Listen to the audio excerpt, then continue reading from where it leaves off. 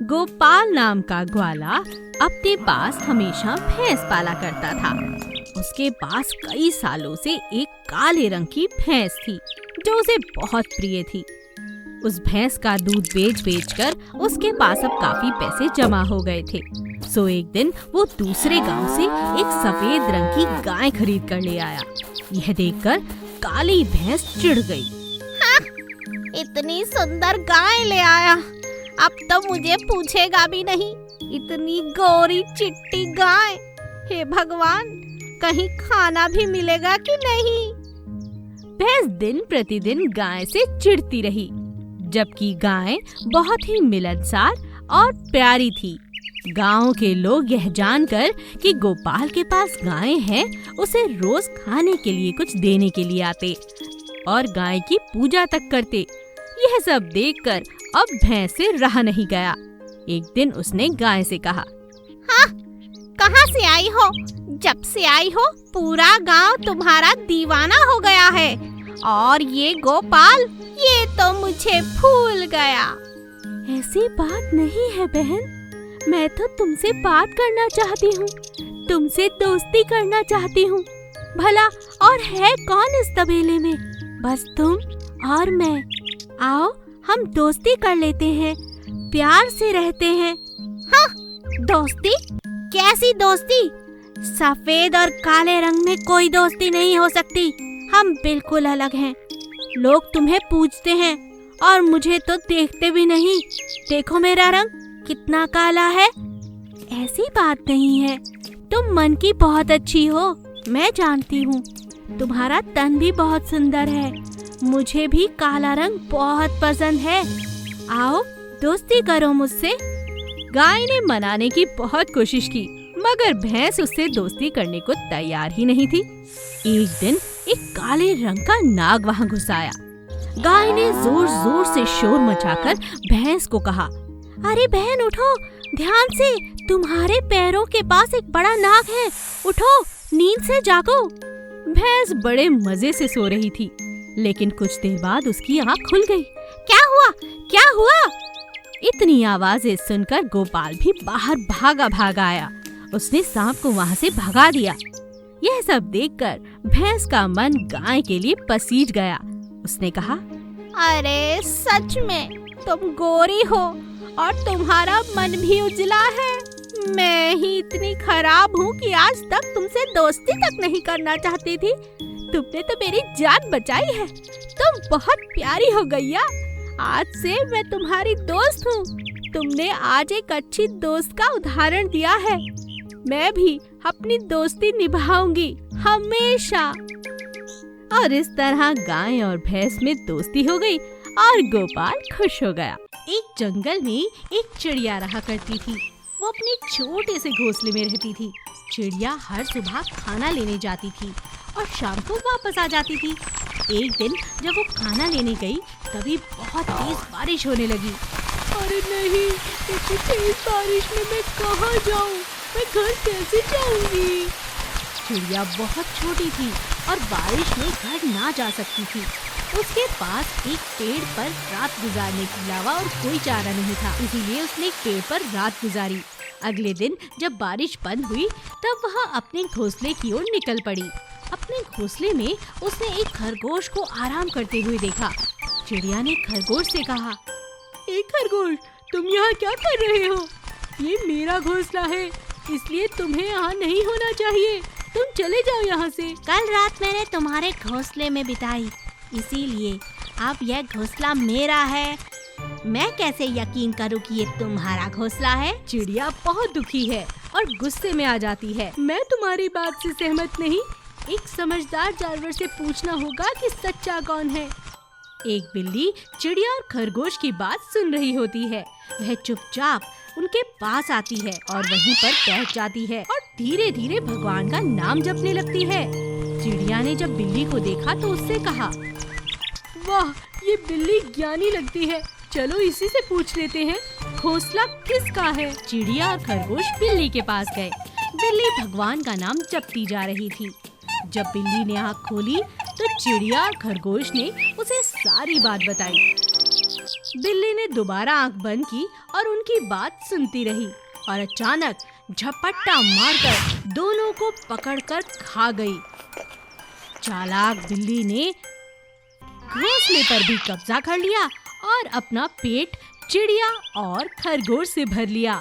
इसीलिए कहते हैं हमें सोच समझ कर फैसला लेना चाहिए, नहीं तो फैसले की जगह अपनी जान गंवा सकते हैं। हाँ, बहुत मजा आया, मूर्ख कहीं के। सोने का हाथी। करणपुर नाम के एक गांव के नजदीक ही एक बड़ा सा जंगल रहता था। उस जंगल में एक गुफा थी। उसी गुफा में गणेश करके एक हाथी रहा करती थी। वह एक बड़ा भक्त था। गणेश हर रोज भगवान को प्रार्थना करता था। वह एक दिन भगवान के लिए तपस्या करना शुरू कर दिया। थोड़े दिन के बाद भगवान प्रत्यक्ष हुआ। गणेश हाथी, मैं तुम्हारा तपस्या से बहुत खुश हूँ। बोलो तुम्हें क्या चाहिए? भगवान, मुझे सबसे अलग बना दो। मुझे एक सोने की हाथी में बदल डालो। हाथी ऐसा पूछते ही भगवान तदास्तु बोलता है और तुरंत गणेश एक सोने के हाथी में बदल जाता है। ये बात करणपुर के सारे गांव में फैल जाता है और सारे गांव के लोग उसे देखने जंगल में चले जाते हैं। उसी गांव का रहने वाला सूरज अपने पत्नी शिल्पा और बेटा राजू के साथ रहता था। सूरज बहुत ही गरीब था। एक दिन उसने, अरे ओ शिल्पा, सुनती हो? पास ही जंगल में एक सोने का हाथी है, चलो चलकर देखते हैं। मैं नहीं आऊंगी। तुमको कुछ और काम नहीं है? पैसा कमाना तो नहीं आता, लेकिन हाथी को देखने चलेगा। तुम्हें जाना है तो जाओ, मैं नहीं आऊंगी। शिल्पा ऐसा बोलने पर सूरज और राजू हाथी को देखने चले जाते हैं। वहां जाकर सूरज हाथी से बोला, हाथी जी, आप तो जादुई हाथी दिख रहे हैं। मैं एक गरीब किसान हूँ। मेरा फसल पूरा बारिश की वजह से खराब हो गया है और मेरे पास घर चलाने के लिए भी कुछ पैसे नहीं हैं। कृपा करके मुझे कुछ सहायता करो। ये बात सुनकर हाथी अपना सोने के दांत के टुकड़े को तोड़कर उसे देकर ऐसा बोला, सूरज, तुम एक नेक इंसान लग रहे हो। तुम इन सोने के दांतों को बेचकर अपना सारा मुश्किलें दूर करो। सूरज सोने के दांतों को लेकर उन्हें बाजार में बेचकर सारा कर्ज चुका लेता है। लेकिन उसके बाद सूरज बहुत ही आलसी बन जाता है। उसे जब भी पैसों की जरूरत होती तभी गणेश हाथी के पास जाकर उससे सोना लाकर बाजार में बेचकर अय्याशी करता था। उसके दोस्तों से मिलकर पीना तो रोज का काम हो गया। एक दिन वह बहुत पीता है और नशे में अपनी दोस्तों के साथ जंगल जाकर उस सोने के हाथी को मारना चाहा। तभी वह कुछ दोस्तों के साथ एक जाल लेकर जंगल चला जाता है। अरे सूरज, अब क्या हुआ? तुम फिर मेरे पास आ गए? क्या तकलीफ है अभी? तभी अचानक सूरज ने हाथी पे जाल डाल देता है, लेकिन हाथी चौकन्ना होकर हट जाती है और उसके सूंड के साथ सूरज को उठा लेती है और मारना चाहती थी। लेकिन तभी सूरज के पत्नी और बेटा आते हैं। गणेश महाराज, सूरज नशे में आकर ऐसा काम करने के लिए सोचा है। कृपा करके उसे छोड़ दीजिए, वो मेरे पति हैं। उसकी पत्नी को देख गणेश हाथी सूरज को छोड़ देता है। सूरज, तुम अपनी पत्नी की वजह से आज बच गए हो। तुम अभी से एक अच्छा इंसान बन के रहना, ठीक है? सुंदरबन अपने नाम की तरह बहुत सुंदर था। सुंदरबन के बीचों बीच एक बहुत बड़ा तालाब था। उस तालाब में मछलियां, मेंढक और कई तरह के पानी में रहने वाले जीव रहा करते थे। लेकिन उनमें से चंपाकली और रामकली नाम की मछलियां पक्की सहेलियां थीं। वो दोनों अपने दोस्त भोंदू मेंढक के साथ उस तालाब में खुशी खुशी रहा करती थी। चंपाकली और रामकली खुद को बहुत ही चालाक और समझदार समझती थी और बात बात पर भोंदू मेंढक का मजाक उड़ाया करती थी। आ गए भोंदू महाराज, कहाँ टर टर कर रहे थे? क्या अपनी बीवी को ढूंढ रहे थे? हाँ, अरे रहने दे चंपाकली, भोंदू महाराज की बीवी तो इनसे खुद दूर भागती है। ये है ही इतना बदबूदार बेवकूफ। लेकिन भोंदू मेढक उनकी हर बात को हंसी में टाल दिया करता था। एक दिन उस तालाब के पास एक मछुआरा आया। तालाब में मछलियों को देखकर वह बहुत खुश हो गया और कहने लगा, अरे वाह, इस तालाब में तो खूब सारी मछलियां हैं। अरे वो भी इतनी बड़ी बड़ी। आज तो मेरा जाल छोटा है, कल मैं बड़ा जाल लेकर आऊंगा और इन सबको पकड़ कर ले जाऊंगा। बहुत पैसे मिलेंगे बाजार में। मछुआरे की ये बातें मेंढक और उसकी मछली सहेली ने सुन ली।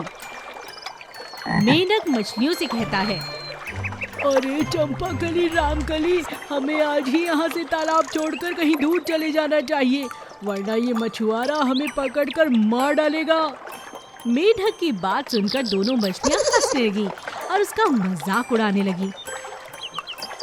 तुम तो हो ही इतने बदबूदार और डरपोक, हमें कहीं जाने की जरूरत नहीं है। अगर वो मछुआरा आ भी गया तो क्या, हम तो अच्छी तरह से तैरना जानते हैं, बच ही जाएंगे। जैसी तुम्हारी मर्जी, मैं तो चला। मेढक उसी समय अपने परिवार के साथ उस तालाब से दूर चला गया। अगली सुबह मछुआरा जाल लेकर आया और उसने सभी मछलियों को अपने जाल में फंसा लिया और उन्हें पकड़कर ले जाने लगा। यह देखकर मेंढक और उसकी बीवी बहुत दुखी हुए। काश मेरी मछली दोस्तों ने मेरी बात मान ली होती। मुझे हमेशा इन्होंने बुद्धू ही समझा, कभी मेरी बात नहीं मानी। जाते हुए मछलियों को जब मेंढक रास्ते में नजर आया तो उन्हें भी अपनी गलती का बहुत एहसास हुआ। हमने बहुत गलत किया। अपने दोस्त को हमेशा मूर्ख कहते रहे, बुद्धू कहते रहे। उसने तो हमारी जान बचाने की बहुत कोशिश की।